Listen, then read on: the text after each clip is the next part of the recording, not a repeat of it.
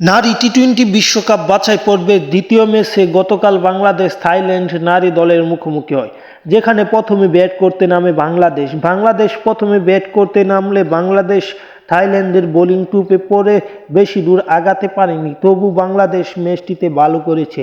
প্রথমে ব্যাট করে নির্ধারিত 20 ওভার ব্যাট করে 4 উইকেট হারিয়ে বাংলাদেশ সংগ্রহ করে 149 রান, যেখানে ফারিয়া ফেরদৌস তিনি সর্বোচ্চ 29 বলে 31 রান এবং নেগার সুলতানা জ্যোতি অধিনায়ক তিনি 22 বলে 28 রান এবং শারমিন আক্তার তিনি 31 বলে 27 রানের একটি ইনিংস খেলেন।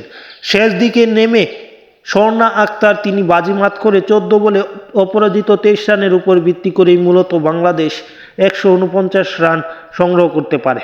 বিপরীতে 150 রানের টার্গেটে ব্যাট করতে নামলে 34 রানের ব্যবধানে হেরে যায় থাইল্যান্ডের মেয়েরা। তারা নির্ধারিত 20 ওভার ব্যাট করে 7 উইকেট হারিয়ে 115 রান সংগ্রহ করতে পারে।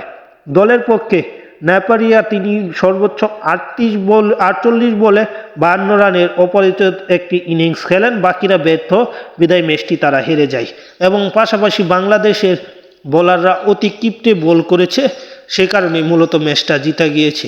স্বর্ণা আক্তার যিনি 2 ওভার বোলিং করে 15 রান খরচে 1 উইকেট, পাশাপাশি 14 বলে 23 রানে অপরাজিত একটি ইনিংস খেলে।